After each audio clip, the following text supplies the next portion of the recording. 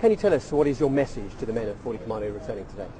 Well, I think principally my message to the men is I'm hugely grateful for the efforts they've made in theatre, but more importantly I want to get a message over to the families. I absolutely recognise how difficult it is when men are away on operations for the families, and I've been stunned by the resilience and the support that the families of 40 Commando have given to the unit whilst it's been in theatre.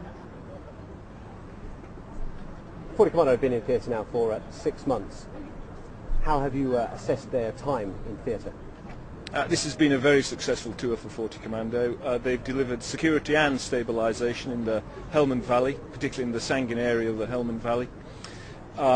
This operation has lasted for 6 months, and I have to say I think there's been a significant change in both security out there and the amount of redevelopment and reconstruction that's been delivered because of that security effort by the Commando. Now, other elements of 3 Commando Brigade will be returning to that theatre later in the year. Can you tell me what the men of 40 Commando will have learnt during their time in theatre, which will be able to take with you on that deployment? Lessons are profound, and we are a constant learning organisation. We will learn a lot from 40 Commando. We'll learn a lot from 52 Brigade, who are the brigade out there at the moment that 40 Commando have been supporting. It's a multinational brigade, a huge amount of lessons, and we will absorb those lessons for the training which 3 Commando Brigade begins next week. You spoke of that cooperation with members of the other armed services. We spoke last, of course, when 1 Rifles joined 3 Commando Brigade. Which lessons have you learnt, obviously, from the cooperation between those services this time, which you'll take out?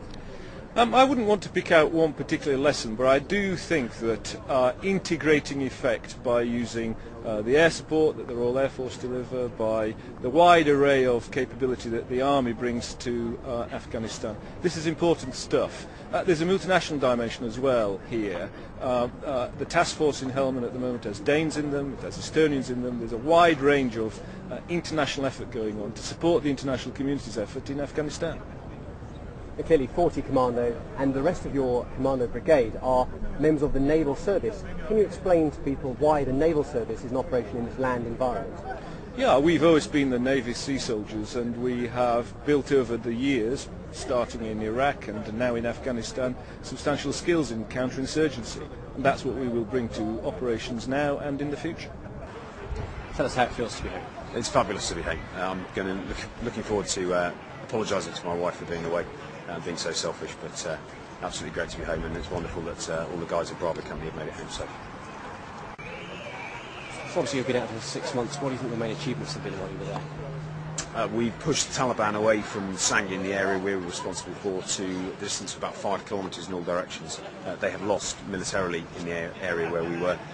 The government is now reaping the benefits of $11 million worth of reconstruction. We've got a primary school open, we've got a road being built, we've cleared up 15,000 tonnes of rubble from the previous fight, and it's going significantly well.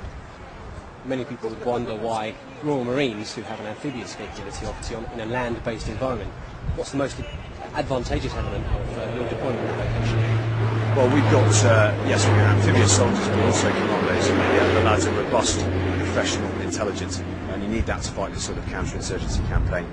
In addition, every one of my Marines has yomped 600 kilometres, carrying 100 pounds in the last 6 months through the green zone fighting the Taliban. You must be incredibly proud of your men. They've been absolutely outstanding. We've been up mountains, deserts, across the rivers in the Viking Royal Marines amphibious vehicles, and we've fought the Taliban night and day for 6 months, and we've beaten them every time, and they haven't had a chance.